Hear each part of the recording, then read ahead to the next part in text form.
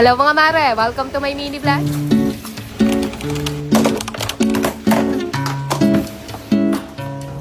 Magandang araw mga mare! Welcome to a day in life, ulirang ina edition!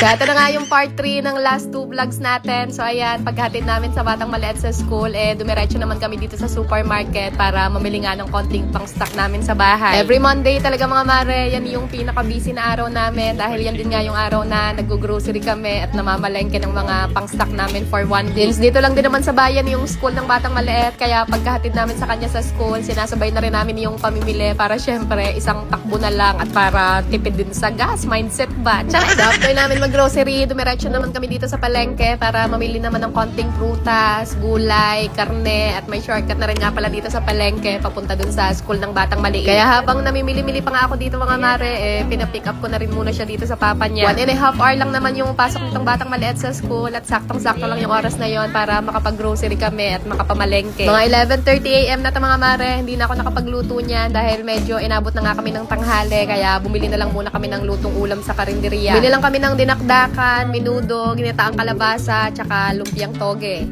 Kain mga mare! Kain tayo! Hindi na nakapagluto at tinanghali na.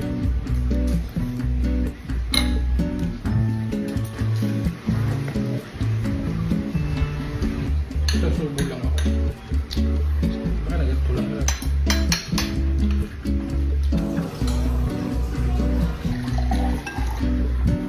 Etong batang maliit mga mare, hindi na muna namin sinabay sa pagkain at busog pa daw siya. Kakatapos lang din kasi nila mag-recess sa school at naubos niya rin nga yung pinabaon ko sa kanya. Manan ko na rin muna sa mesa yung asawa ko dyan at huhugasan ko nga muna kako tong mga pinamili namin at baka magkaamoy pa. Bili lang ako ng 1 kilong liempo na isisigang ko, tapos 1 kilong kasim na pinatadtad ko lang sa maliliit at ipang sasahog-sahog ko nga yan sa gulay. Itong liempo mga mare, pinahiwa ko na rin yan ng saktong hiwa lang, tapos eto namang kasim, nilalagay ko naman yan sa ganitong lagayan para kapag ipanggigis ako na nga siya, kukuha na lang ako dito ng paisa-isa na ganyan. Bumili lang din pala ako ng kalahating kilong longganisa pang almusal, tapos mga mahigit 1 kilo nitong atay baluna na talaga namang sariwang-sariwa pa. Bumili lang din ako ng isang buong pata mga mare at iniisip ko pa dito kung ipang papaksiw ko ba siya or ipanghahalo ko na lang din sa munggo. Kumuha din ako ng mga mahigit kalahating kilo nitong marinated na liempo na pang baon-baon ni ate sa school. Mapapansin niyo mga mare, hindi na ako bumili ng isda dahil merong nabibilihan lang naman dito malapit sa amin ng mga sariwang tilapia at palagi din naman may naglalako dito sa amin ng sariwang isda.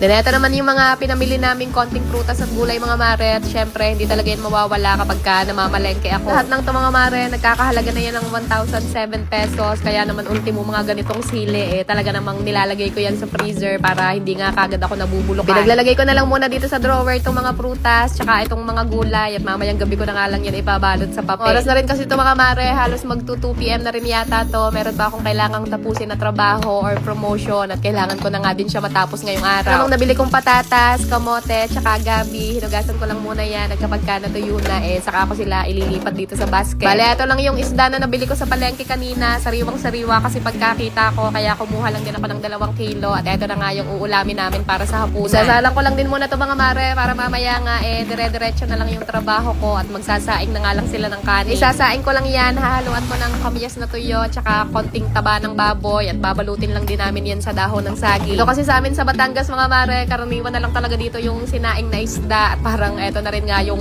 pambansang ulam dito. Kukuluan ko lang yan sa mahinang apoy ng mga ilang oras or hanggang sa lumambot na pati yung ulo at tinik niya at talaga namang pagkakasarap na rin.